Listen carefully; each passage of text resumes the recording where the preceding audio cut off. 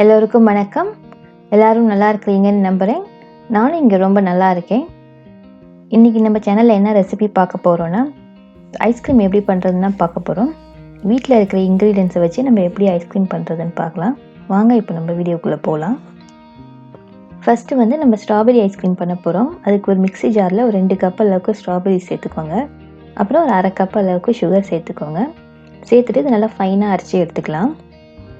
இப்போ நம்ம ஐஸ்கிரீம் பண்ண ஆரம்பிச்சிடலாம். அதுக்கு ஒரு பாத்திரத்தில் ஒரு 2 கப் அளவுக்கு விப்பிங் க்ரீம் சேர்த்துக்கோங்க. நான் டெய்ரி விப்பிங் க்ரீமாக இருந்தால் ரொம்ப நல்லாயிருக்கும். இப்போ சேர்த்துட்டு இதை லோ ஸ்பீடில் ஒரு 3லேருந்து 4 நிமிஷம் வரைக்கும் இதை பீட் பண்ணணும். விப்பிங் க்ரீம் நல்லா கோல்டாக இருக்கணும். அதனால் நீங்கள் பாத்திரத்தில் ஊற்றுறதுக்கு முன்னாடி தான் ஃப்ரிட்ஜிலேருந்து வெளியில் எடுக்கணும். இப்போ பாருங்கள் 5 நிமிஷம் ஆகிட்டுது. நல்லா விப் பண்ணியாச்சு. இந்த மாதிரி ஸ்டிப் பீக் வர வரைக்கும் நம்ம விப் பண்ணிக்கணும். இப்போ இதில் 1 கப் அளவுக்கு கண்டென்ஸ்டு மில்க் சேர்த்துக்கோங்க. இதை லேசாக விப் பண்ணிக்கோங்க, ரொம்ப விப் பண்ணிடாதீங்க. அதுக்கப்புறம் அதில் இருக்க ஏரெல்லாம் போயிடும். அப்புறம் ஐஸ்கிரீம் க்ரீமியாக வராது, கொஞ்சம் ஐஸாக ஆகிடும். அப்புறமா இப்போ பாருங்கள் இன்னொன்று ஸ்டிப் பீக் இருக்குது. இதில் இப்போ நம்ம அரைச்சி வச்சுருக்க ஸ்ட்ராபெரி பேஸ்ட்டை சேர்த்துக்கலாம். சேர்த்துட்டு இதை மிக்ஸ் பண்ண போகிறோம். ஒரு ஸ்பேட்டுலாவால் இந்த மாதிரி மிக்ஸ் பண்ணுங்கள். இப்படி ரொட்டேட் பண்ணிவிட்டு நடுவில் கட் பண்ணி பண்ணுங்கள். இதுக்கு கட் அண்ட் ஃபோல்டு மெத்தட்னு சொல்லுவாங்க. இந்த மாதிரி தான் பண்ணணும். அப்போ தான் அந்த ஏரெல்லாம் அதிலே இருக்கும். இப்போ எல்லாத்தையும் மிக்ஸ் பண்ணியாச்சு. நம்ம ஒரு கண்டெய்னரில் மாற்றி நம்ம ஃப்ரீஸ் பண்ணிட வேண்டியதான். நான் இன்றைக்கி ப்ரெட் பேன் எடுத்துருக்கேன். இந்த மாதிரி ரெக்டாங்கிள் ஷேப்பில் இருந்தால் நல்லாயிருக்கும். ஸோ அதனால் இதில் ட்ரான்ஸ்ஃபர் பண்ணிட்டு அதை சமப்படுத்திடுங்க ஒரு ஸ்பேட்டுலாவால். இல்லாட்டி 2 தட்டு தட்டினீங்கன்னா அது சரியாயிடும். இப்போ கிளிங் ரேப்பால் கவர் பண்ணிவிடுங்க. ஏர் உள்ளே போகிற மாதிரி நல்லா டைட்டாக சீல் பண்ணிவிட்டு ஃப்ரீசரில் 6 to 8 ஹவர்ஸ் வச்சு ஃப்ரீஸ் பண்ணி எடுத்துக்கலாம். இப்போ 8 ஹவர்ஸ் ஆயிடுச்சு. எடுத்து பார்க்கலாம் நம்ம ஐஸ்கிரீமு. பாருங்கள் நம்மளோட ஐஸ்கிரீம் ரெடி ஆகிட்டுது. இப்போ ஐஸ்கிரீம் ஸ்கூப்பால் நம்ம ஸ்கூப் பண்ணலாம். பாருங்கள் எம்மா க்ரீமியாக எவ்வளோ நல்லா வருதுன்னு. பாருங்கள் நம்ம வீட்டில் இருக்க 3 இன்க்ரீடியன்ஸை வச்சு நம்ம இன்றைக்கி ஐஸ்கிரீம் பண்ணிட்டோம். அடுத்தது நம்ம மேங்கோ ஐஸ்கிரீம் பண்ணலாம். அதுக்கு ஒரு மிக்ஸி ஜாரில் ஒரு 2 கப் அளவுக்கு மேங்கோ சேர்த்துக்கோங்க, கட் பண்ணி சேர்த்துக்கோங்க. இப்போ இதை நல்லா ஃபைனாக அரைச்சி எடுத்துக்கலாம். இப்போ ஒரு பவுலில் 2 கப் அளவுக்கு விப்பிங் க்ரீம் சேர்த்துக்கோங்க.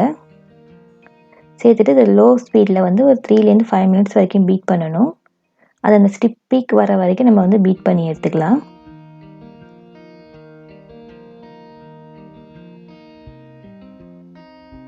இந்த மாதிரி வந்துட்டு இப்போ இதில் 1 கப் அளவு கண்டென்ஸ்டு மில்க் சேர்த்துக்கலாம். சேர்த்துட்டு இதையும் நல்லா மிக்ஸ் பண்ணிக்கலாம். ஜென்டலாக பண்ணுங்கள், ரொம்ப நிறைய விப் பண்ணிடாதீங்க.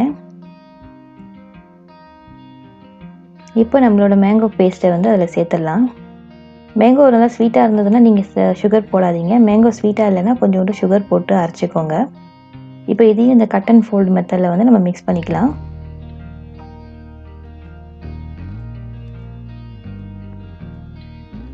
இதை மிக்ஸ் பண்ணியாச்சு. இப்போ நம்ம ஒரு கண்டெய்னரில் மாற்றிடலாம்.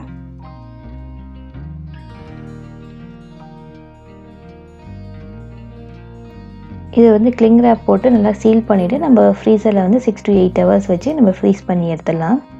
நம்மளோட மேங்கோ ஐஸ்கிரீம் ரெடி ஆகிட்டுது.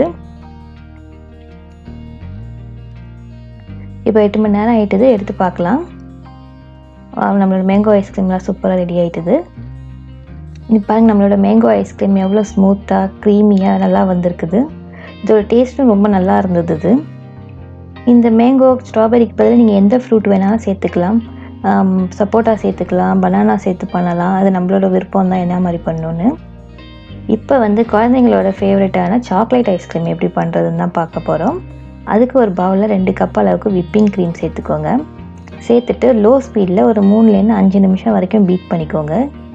இந்த மாதிரி ஸ்டிப் பீக் வர வரைக்கும் நம்ம இதை பீட் பண்ணி எடுத்துக்கணும்.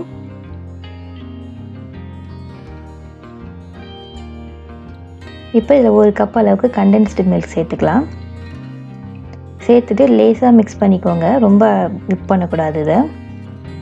இதில் ஒரு 4 டேபிள் ஸ்பூன் அளவுக்கு கொக்கோ பவுடர் சேர்த்துக்கோங்க. இது உங்களோட டேஸ்ட்டுக்கு தகுந்த மாதிரி கூடவும் போட்டுக்கலாம், குறைச்சலும் போட்டுக்கலாம். அப்புறம் ஒரு 1/4 கப் அளவுக்கு சாக்லேட் சிப்ஸ் போட்டுக்கோங்க. இருந்ததுன்னா போடுங்க, இல்லைன்னா பரவாயில்ல. சேர்த்துட்டு இதையும் நம்ம ஜென்டலாக மிக்ஸ் பண்ணணும். அந்த கட் அண்ட் ஃபோல்டு மெத்தடில் தான் மிக்ஸ் பண்ணி எடுத்துக்கணும். இப்போ நம்ம சாக்லேட் ஐஸ்கிரீம் இப்போ ரெடி ஆகிட்டுது. இதை ஒரு மோல்டில் ட்ரான்ஸ்ஃபர் பண்ணிடலாம். இது கொஞ்சம் திக்காக இருக்கும். ஏன்னா மற்றதில் நம்ம ஃப்ரூட்ஸ் போட்டதுனால கொஞ்சம் தண்ணியாக இருக்கிற மாதிரி இருக்கும். சாக்லேட் ஐஸ்கிரீம் கொஞ்சம் திக்காக தான் இருக்கும். இப்போ இது மேலே வந்து நம்ம சாக்லேட் சிரப்பு வந்து ட்ரிசில் பண்ணிக்கோங்க. பண்ணிவிட்டு ஒரு கத்தியாவது இல்லாட்டி ஸ்பூனு அதோட பின்னாடி வச்சு இந்த மாதிரி ஸ்வர்ல் போட்டுக்கோங்க. அப்போ பார்க்குறதுக்கு இன்னும் கொஞ்சம் நல்லாயிருக்கும். இப்போ ஒரு கிளிங் ரேப் போட்டு நல்லா டைட்டாக மூடி இதை ஒரு 6லேருந்து 8 ஹவர்ஸ்க்கு இதை வந்து நம்ம ஃப்ரீஸ் பண்ணிடலாம். இப்போ 8 ஹவர்ஸ் ஆகிட்டுது. நம்மளோட ஐஸ்கிரீம் எடுத்து பார்க்கலாம். பாருங்கள், நம்மளோட சாக்லேட் ஐஸ்கிரீம் எவ்வளோ க்ரீமியாக எவ்வளோ ஸ்மூத்தாக வந்திருக்குது. சம்மர் பிரேக்கில் குழந்தைங்க வீட்டில் இருக்கிறப்ப அவங்களையும் இன்வால்வ் பண்ணி இந்த மாதிரி ஐஸ்கிரீம் ரெசிபி பண்ணி பாருங்கள். பண்ணி பார்த்துட்டு எப்படி வந்ததுன்னு கமெண்ட்டில் உங்களோட ஃபீட்பேக்கை கொடுங்க. இந்த வீடியோ பிடிச்சிருந்தா உங்கள் ஃப்ரெண்ட்ஸ் அண்ட் ஃபேமிலி கூட ஷேர் பண்ணுங்கள். மறந்துடாமல் இந்த வீடியோவுக்கு ஒரு லைக் போடுங்க. என் சேனலுக்கு இன்னும் சப்ஸ்கிரைப் பண்ணாதவங்க சப்ஸ்கிரைப் பண்ணிக்கோங்க. கூட இருக்க பெல் பட்டனையும் ப்ரெஸ் பண்ணிக்கோங்க. வாங்க நம்ம இன்னையோட குரல் பார்த்துலாம். சுவை ஒளி ஊறு ஓசை நாற்றம் என்று 5 வகை தெரிவான் கட்டே உலகு. அதாவது 5 இயல்பை உணர்ந்து அவற்றை அடக்கியாளும் திறன் கொண்டவனையே உலகம் போற்றும் என்பதுதான் இந்த குறளோட பொருள். மீண்டும் இன்னும் ஒரு இன்ட்ரெஸ்டிங்கான ரெசிபியுடன் இன்னொரு குறளுடன் உங்களை சந்திக்கிறேன். நன்றி, வணக்கம்.